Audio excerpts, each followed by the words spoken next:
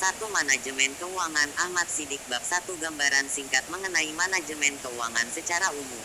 Pengertian manajemen keuangan adalah suatu kegiatan yang terdiri dari perencanaan, penganggaran, pemeriksaan, pengelolaan, pengendalian, pencaharian dan penyimpanan dana yang dimiliki oleh suatu organisasi atau perusahaan.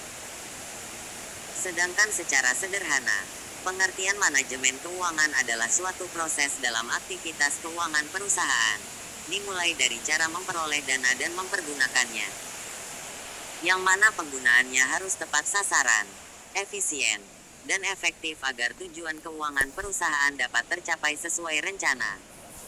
Manajemen keuangan merupakan salah satu ilmu utama dari manajemen. Manajemen keuangan pada awalnya hanya pada aktivitas entitas bisnis organisasi, dalam kerangka penggunaan serta pengalokasian dana entitas bisnis perusahaan, dengan efisien. Kemudian dari hal ini, terus berkembang sampai dari yang sebelumnya hanya mengutamakan kegiatan mendapatkan, memperoleh dana saja hingga mencakup kegiatan mendapatkan, penggunaan dana hingga sampai ke pengelolaan atas aset aktiva. Pengertian manajemen keuangan menurut para ahli terdapat beberapa pendapat para ahli yang mendefinisikan pengertian manajemen keuangan yang dapat Anda lihat di bawah ini. Bambang Rianto, menurutnya, pengertian manajemen keuangan adalah semua aktivitas yang dilakukan oleh perusahaan yang berhubungan dengan upaya memperoleh dana yang dibutuhkan dengan adanya biaya yang seminimal mungkin dan syarat yang menguntungkan serta upaya untuk mempergunakan dana yang diperoleh tersebut secara efisien dan efektif. B. 2. Manajemen Keuangan Ahmad Siddiq Liehman. Pengertian manajemen keuangan menurut Liehman adalah upaya penyediaan uang dan mempergunakan dana tersebut untuk mendapatkan aset aktiva. James Van Horne. Menurut pendapat James Van Horne, bahwa pengertian manajemen keuangan adalah semua kegiatan atau aktivitas yang berhubungan langsung dengan perolehan pendanaan serta pengelolaan aset aktiva, dengan tujuan yang menyeluruh.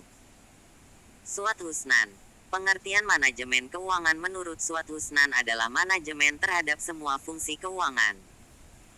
Fungsi manajemen keuangan dapat didefinisikan dari tugas dan tanggung jawab manajer keuangan.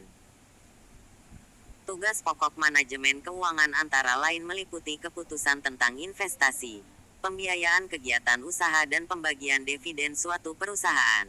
Dengan demikian tugas manajer keuangan adalah merencanakan untuk memaksimumkan nilai perusahaan. Kegiatan penting lain yang harus dilakukan manajer keuangan menyangkut empat aspek yaitu 1. Yaitu dalam perencanaan dan peramalan, di mana manajer keuangan harus bekerja sama dengan para manajer lain yang ikut bertanggung jawab atas perencanaan umum perusahaan. 2. Manajer keuangan harus memusatkan perhatian pada berbagai keputusan investasi dan pembiayaan, serta segala hal yang berkaitan dengannya. 3. Manajer keuangan harus bekerja sama dengan para manajer lain di perusahaan agar perusahaan dapat beroperasi seefisien mungkin. 4. Menyangkut penggunaan pasar uang dan pasar modal, manajer keuangan menghubungkan perusahaan dengan pasar keuangan, di BAB. 3. Mana dana dapat diperoleh dan surat berharga perusahaan dapat diperdagangkan. Dari keempat aspek tersebut dapat disimpulkan bahwa tugas pokok manajer keuangan berkaitan dengan keputusan investasi dan pembiayaannya. Dalam menjalankan fungsinya, tugas manajer keuangan berkaitan langsung dengan keputusan pokok perusahaan dan berpengaruh terhadap nilai perusahaan. Fungsi utama manajemen keuangan 1. Investment decision. Keputusan terhadap aktiva apa yang akan dikelola perusahaan. 2. Financing decision. Keputusan berkaitan dengan penetapan sumber dana yang diperlukan dan penetapan perimbangan pembelanjaan yang terbaik, struktur modal yang optimal. 3. Assets management decision. Keputusan berkaitan penggunaan dan pengelolaan aktiva, kata bijak, lebih mudah membangun daripada mengelola.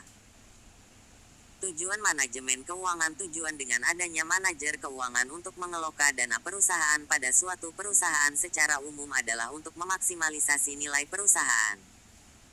Dengan demikian apabila suatu saat perusahaan dijual maka harganya dapat ditetapkan setinggi mungkin. Pengukuran nilai perusahaan dapat diukur dengan menggunakan harga saham menggunakan rasio yang disebut rasio penilaian. Menurut Sudana, 2011-23, rasio penilaian adalah suatu rasio yang terkait dengan penilaian kinerja saham perusahaan yang telah diperdagangkan di pasar modal go public. Rasio penilaian memberikan informasi seberapa besar masyarakat menghargai perusahaan. 4. Manajemen keuangan Ahmad Siddiq saham dengan harga yang lebih tinggi dibanding nilai bukunya. Berikut ini beberapa metode yang digunakan untuk mengukur nilai perusahaan. A. Price earning ratio, price earning ratio, menunjukkan berapa banyak jumlah uang yang rela dikeluarkan oleh para investor untuk membayar setiap dolar laba yang dilaporkan. Graham dan Houston, 2006/110. Rasio ini digunakan untuk mengukur seberapa besar perbandingan antara harga saham perusahaan dengan keuntungan yang diperoleh oleh para pemegang saham. Kegunaan price earning ratio adalah untuk melihat bagaimana pasar menghargai kinerja perusahaan yang dicerminkan oleh earning per share-nya. Price earning ratio menunjukkan hubungan antara pasar saham biasa dengan earning per share. Price earning ratio berfungsi untuk mengukur perubahan kemampuan laba yang diharapkan di masa yang akan datang. Semakin besar maka semakin besar pula kemungkinan perusahaan untuk tumbuh sehingga dapat meningkatkan nilai perusahaan. Adapun rumus yang digunakan untuk mengukur price earning ratio adalah sebagai berikut: earning per share per market price per share. Misalnya harga saham Adro saat artikel ini ditulis adalah 1,990. EPS Adro pada laporan keuangan 1Q10 adalah Rp26. 9 per saham. Karena angka 26.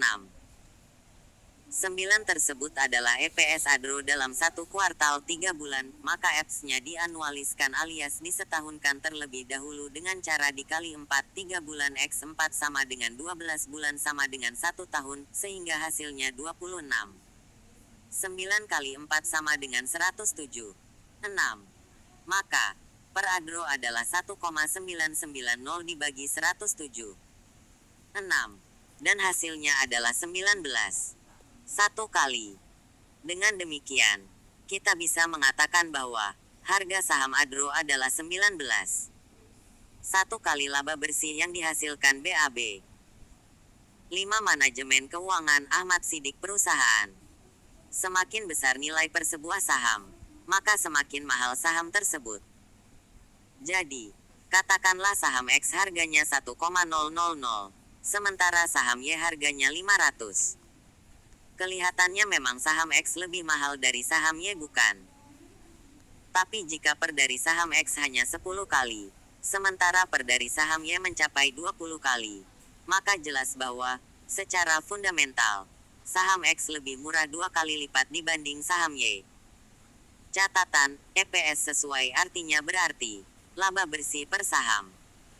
EPS diperoleh dari laba bersih dibagi jumlah saham yang beredar. Contohnya Adro. Laba bersihnya pada 1Q10 adalah Rp861 miliar. Karena jumlah saham Adro yang beredar di market adalah 32 miliar lembar, maka EPS-nya adalah 861 dibagi 32, dan hasilnya Rp26.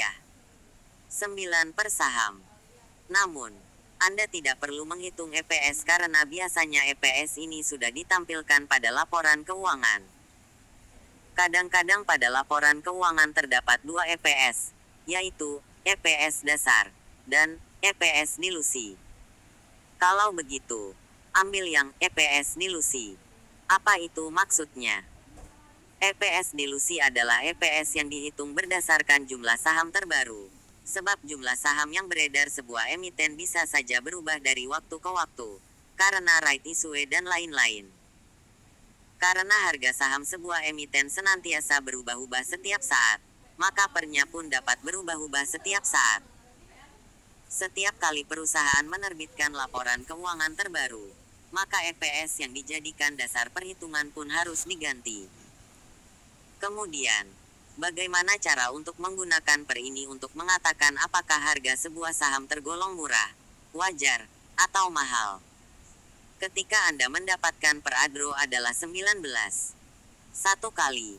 Apa itu BAB? 6 Manajemen Keuangan Ahmad Siddiq artinya.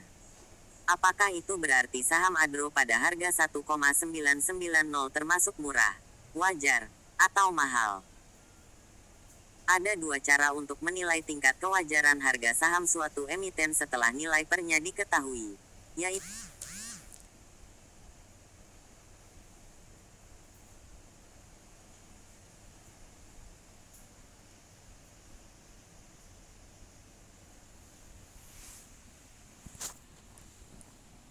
ada dua cara untuk menilai tingkat kewajaran harga saham suatu emiten setelah nilai pernya diketahui, yaitu dengan membandingkannya dengan emiten lain di satu sektor yang sama yang sekelas, dan dengan melihat kinerja emiten di masa lalu. Contohnya, per ADRO berdasarkan harga saham terbaru dan laporan keuangan 1Q10 adalah 19. Satu kali. Kita tahu bahwa ADRO adalah perusahaan batu bara, maka kita harus membandingkan per ADRO dengan per ITMG, Indi, PTBA dan Bumi. Ternyata, per ITMG adalah 16, 4, Indi 12, 4, dan PTBA 26. 9 Bumi belum mengeluarkan lab ke 1Q10. Dengan demikian, kita bisa mengatakan bahwa per ADRO yang 19. Satu kali tersebut adalah relatif mahal, sehingga peluangnya relatif kecil untuk menguat. Namun Anda jangan membandingkan per ADRO dengan per DOID, meski kedua perusahaan tersebut sama-sama perusahaan batu bara. Kenapa? Sebab ADRO sudah well established sebagai perusahaan batu bara, sementara DOID masih bau kencur di bidang ini. Sehingga tentu saja kita tidak bisa membandingkan hasil pekerjaan antara orang dewasa dan anak kecil. Itu masih kesimpulan yang relatif. Lalu bagaimana untuk lebih memastikannya? Dengan melihat track record ADRO di masa lalu. Pada FY2009, ADRO menghasilkan laba bersih 4 triliun yang naik berkali-kali lipat dibanding FY2008 yang cuma 887 miliar. Namun, pada tahun-tahun sebelumnya, 2007 dan sebelumnya, laba bersih ADRO masih sangat kecil. Peningkatan signifikan baru dicapai ADRO pada 2009 kemarin, di mana pada 1Q10 ternyata turun lagi. Nah, karena ADRO dalam jangka panjang masih perlu membuktikan diri bahwa mereka BAB. 7 Manajemen Keuangan Ahmad Siddiq adalah perusahaan yang profitabel. Maka per 19. 1 jelas terlalu tinggi. Alhasil, kita bisa menyimpulkan bahwa harga ADRO pada 1,990 adalah mahal secara fundamental. Meski kesimpulan tersebut baru diperoleh dari perhitungan per saja, namun akurasinya dapat dipertanggungjawabkan. Dan akurasi tersebut bisa mendekati 100% jika Anda mampu memadukannya dengan perhitungan-perhitungan lainnya. Itu sebabnya saya pernah menulis pada tanggal 1 Mei lalu bahwa harga saham ADRO yang kala itu berada di posisi 2,200, tidak bisa naik lebih tinggi lagi dan kemungkinan besar akan melemah. Dan faktanya, sampai hari ini ADRO memang belum bisa menembus angka 2,200 kembali. Jika kinerja sebuah perusahaan termasuk bagus atau sangat bagus, maka meski pernya tinggi, bisa jadi harga sahamnya masih tergolong wajar. Contohnya UNVR, yang menjadi satu-satunya blue chip yang pernya di atas 30 kali. Meski dengan demikian sekilas sahamnya sangat mahal. Namun karena kinerja UNVR selama ini nyaris sempurna dan UNVR juga termasuk perusahaan yang rajin bagi-bagi dividen dalam jumlah besar terkadang mencapai 100% dari laba bersih, maka harga UNVR yang menghasilkan per 30 kali tersebut masih tergolong wajar. Bagaimana jika emiten yang Anda hitung pernya tidak bergerak secara khusus di sektor tertentu? Misalnya ASI yang bergerak di banyak sektor. Anda bisa membandingkannya dengan perusahaan yang sekelas meski perusahaan tersebut bergerak di sektor yang lain. Contohnya TLKM, BBRI, ISAT, dan blue chip lainnya. Pokoknya yang sekelas. Jika Anda sudah berpengalaman, maka begitu Anda mengetahui per sebuah emiten, Anda bisa langsung menilai apakah harga saham emiten tersebut tergolong murah, wajar, atau mahal, tanpa perlu BAB. 8. Manajemen keuangan Ahmad Siddiq membanding-bandingkannya dengan peremiten lain, atau melihat track record perusahaan di masa lalu. Contoh lain, rasio ini dirumuskan dengan harga pasar saham laba per lembar saham. Data laba per lembar saham diperoleh dari laba bersih dibagi dengan jumlah saham beredar. Jika diketahui PT Berkah laba bersihnya Rp50.000, maka dapat diperoleh laba per saham earning per share sama dengan 50.001. 000 sama dengan 50 karena harga pasar saham PT Berkah sebelumnya diketahui 600 maka price earning rasionya sama dengan 600 per 50 sama dengan 12 kali. Sekilas data ini tidak bermakna apa-apa. Sebenarnya angka 12 itu menunjukkan periode waktu pengembalian dari modal investor. Kita misalkan PT Berkah memberikan dividen dari laba tersebut 100% berarti dividen per sahamnya 50 maka angka 12 tersebut menunjukkan dari modal yang dikeluarkan investor akan kembali modal payback period selama 12 tahun atau 1/12 sama dengan 8,3% per tahun. Tentunya dengan asumsi returnnya hanya dividen. Sekalipun kadangkala dari capital gain tidak memerlukan waktu selama itu. Oleh karena itu kurang tepat juga jika mengatakan pertinggi menunjukkan mahalnya suatu saham. Bisa jadi pertinggi disebabkan pertumbuhan laba yang tinggi sehingga direspon lebih awal yang menyebabkan harga naik terlebih dahulu. B. Price to book value (PBV). Price to book value (PBV) adalah rasio yang menunjukkan apakah harga saham yang diperdagangkan overvalue, di atas atau undervalue, di bawah nilai buku saham tersebut. Fahrudin dan Hadianto, 2001. Price to book value (PBV) menggambarkan seberapa besar pasar menghargai nilai buku saham suatu perusahaan. Makin tinggi rasio ini, berarti pasar percaya akan prospek perusahaan tersebut. PBV juga menunjukkan seberapa jauh suatu perusahaan mampu menciptakan BAB. 9. Manajemen keuangan Ahmad Siddiq nilai perusahaan yang relatif terhadap jumlah modal yang diinvestasikan untuk perusahaan-perusahaan yang berjalan dengan baik. Umumnya rasio ini mencapai di atas 1, yang menunjukkan bahwa nilai pasar saham lebih besar dari nilai bukunya. Semakin besar rasio PBV semakin tinggi perusahaan dinilai oleh para pemodal relatif dibandingkan dengan dana yang telah ditanamkan di perusahaan. Adapun rumus yang digunakan untuk mengukur price to book value (PBV) adalah sebagai berikut. Book value per sahare PBV market price per share. Per. Contoh dalam neraca PT Berkah tercatat total aset Rp1.000.000. Total utang Rp250.000. Modal sendiri Rp750.000. Data lainnya jumlah saham beredar PT Berkah 1000 lembar harga pasar terakhirnya 600 dari data tersebut diketahui nilai buku, modal sendiri PT Berkah sebesar Rp750.000. Nilai ini belum merefleksikan nilai buku per lembar saham maka perlu dicari nilai buku per sahamnya. Dari data tersebut dapat dicari nilai buku per sahamnya adalah 750. 1000 sama dengan 750 jadi secara teori jika PT Berkah ditutup dan semua asetnya dijual setelah dikurangi utang nilainya sebesar Rp750. Dan jumlah uang yang diberikan kepada pemegang saham per lembarnya 750. Dari data ini investor bisa menilai apakah saham tersebut layak dibeli atau tidak. Secara sederhananya dapat dipahami jika perusahaan tutup investor mendapat 750 sedangkan harga pasar saat ini 600 jadi dapat dikatakan layak untuk dibeli. Namun harus diperhatikan juga bahwa jika perusahaan tutup tidak selalu harga jual aset sesuai dengan yang tercatat di neraca bisa jadi lebih tinggi bisa jadi juga lebih rendah makanya perlu dihitung juga harga pasar aset jika dilikuidasi. Rasio N. 10. Manajemen keuangan Ahmad Siddiq digunakan untuk membantu memberikan gambaran resiko kepada investor jika perusahaan tutup. C. Tobinski alternatif lain yang digunakan dalam mengukur nilai perusahaan adalah dengan menggunakan metode Tobinski yang dikembangkan oleh James Tobin.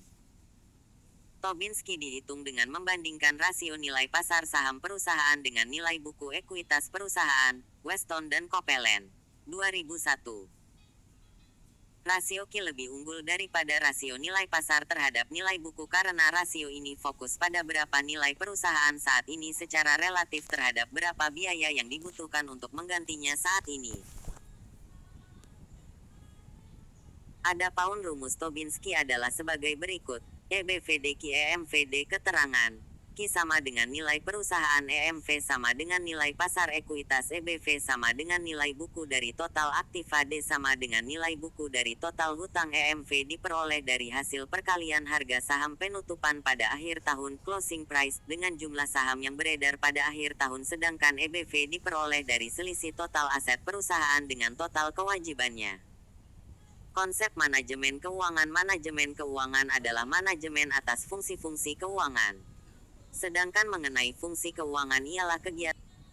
11. Manajemen keuangan. Ahmad Siddiq mempertanggungjawabkan bidang tertentu dalam menggunakan dana dan menempatkan dana. Manajemen dalam bisnis perusahaan terdiri dari beberapa individu yang dikategorikan dalam 3 kelompok, yaitu sebagai berikut. 1. Kelompok manajemen tingkat pelaksana operasional manajemen, yang terdiri dari para supervisor. 2. Kelompok manajemen menengah meliputi kepada departemen, manajer divisi, dan manajer cabang. 3. Manajemen eksekutif atau biasa disebut manajemen penanggung jawab akan fungsi pemasaran, pembelanjaan, produksi, pembiayaan, dan akuntansi. Manajemen eksekutif secara prinsipil berkenaan dengan pembuatan keputusan dalam jangka yang panjang. Lalu manajemen menengah mengenai keputusan jangka menengah dan pada manajemen operasional keputusan jangka pendek. Kedudukan manajemen keuangan dalam suatu organisasi perusahaan. Pendahuluan lingkup keuangan demikian luas dan dinamis. Keuangan berpengaruh langsung terhadap kehidupan setiap orang dan organisasi, baik yang bersifat keuangan maupun yang non-keuangan, umum maupun pribadi, besar atau kecil, mencari laba maupun yang tidak mencari laba. Banyak lingkup studi yang dapat dipelajari dan peluang untuk berkarir dalam bidang keuangan. Keuangan merupakan ilmu dan seni dalam mengelola uang, yang mempengaruhi setiap orang maupun setiap organisasi. Keuangan berhubungan dengan proses, lembaga, pasar dan instrumen yang terlibat dalam transfer uang, di antara individu maupun antara bisnis dan pemerintah. Manajemen keuangan dalam banyak hal juga berpengaruh pada pengambilan keputusan sebuah masalah organisasi perusahaan. Keputusan yang berkaitan dengan keuangan yaitu berupa aset yang dibutuhkan. Dalam kesempatan kali ini penuliskan membahas tentang manajemen keuangan yang BAB 12 berkaitan kedudukan dan perannya dalam sebuah organisasi perusahaan. Lingkup utama dan peluang dalam keuangan. Ruang lingkup keuangan dapat diringkas dengan melihat peluang karir dalam bidang keuangan yang menjadi dua bagian utama, yaitu jasa keuangan dan manajemen keuangan. A. Jasa keuangan berhubungan dengan pemberian nasihat dan perencanaan produk-produk keuangan bagi individu, bisnis dan pemerintah. Peluang karir di bidang perbankan dan lembaga terkait, perencanaan keuangan pribadi, investasi, real estate dan asuransi. B. Manajemen keuangan berhubungan dengan tugas sebagai manajer keuangan dalam suatu perusahaan bisnis. Manajer keuangan secara aktif mengelola urusan keuangan dari berbagai jenis usaha, yang berkaitan dengan keuangan atau non-keuangan, pribadi maupun publik, besar atau kecil, profit atau non-profit. Mereka melakukan berbagai kegiatan seperti anggaran, perencanaan keuangan, manajemen kas, administrasi kredit, analisa investasi dan usaha memperoleh dana. Manajer keuangan harus bertindak sebagai perantara yang berdiri di antara operasi perusahaan dan pasar modal, di mana surat-surat berharga perusahaan diperdagangkan. Peran manajer keuangan ditunjukkan dalam gambar di bawah ini, yang menelusuri aliran kas dari para investor ke perusahaan dan kembali lagi ke investor. Manajemen keuangan Ahmad Siddiq. BA Manajemen keuangan Ahmad Siddiq. Aliran kas dimulai pada saat surat berharga dikeluarkan untuk memperoleh kas panah 1 dalam gambar. Kas digunakan untuk membeli aktiva real yang dipergunakan dalam operasi perusahaan panah 2. Kemudian apabila perusahaan bekerja dengan baik, aktiva real tersebut akan memberikan kas masuk yang lebih dari cukup untuk membayar investasi semula panah 3. Akhirnya kas tersebut bisa diinvestasikan kembali kepada para investor yang semula surat berharga, baik saham maupun obligasi, yang dulu dikeluarkan oleh perusahaan. Tentu saja pilihan antara panah 4A dan 4B bukanlah pilihan yang selalu bebas. Sebagai misal, apabila perusahaan mengeluarkan surat tanda utang, perusahaan harus membayar kembali.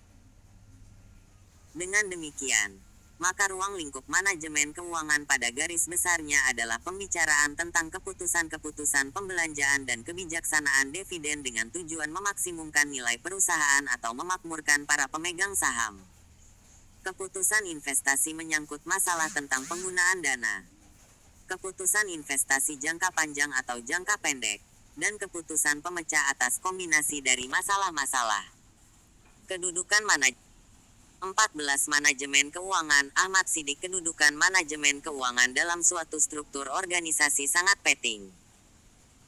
Dewasa ini suatu tanggung jawab manajemen keuangan tidak hanya mencari dana dan mengelola kas, tetapi lebih dari itu ikut bertanggung jawab terhadap hampir semua keputusan yang dibuat oleh organisasi perusahaan. Hal ini disebabkan karena hampir semua keputusan yang dibuat mempunyai konsekuensi dan bermuara pada bidang keuangan. Dalam struktur organisasi perusahaan, secara umum biasanya perusahaan menggunakan bentuk organisasi fungsional, di mana tugas, wewenang dan tanggung jawab dimulai dari direktur utama. Direktur utama menjalankan perusahaan setelah menerima tugas, wewenang, dan tanggung jawab dari Dewan Komisaris, yang mewakili para pemegang saham, dan memiliki wewenang penuh atas kegiatan operasional perusahaan. Direktur utama dan Dewan Komisaris ini diangkat dan diberhentikan pada saat rapat umum pemegang saham Brooks. Dalam menjalankan perusahaan, direktur utama membawahi para direktur fungsional, seperti produksi dan operasi, direktur pemasaran, direktur keuangan, dan direktur personalia, sumber daya manusia.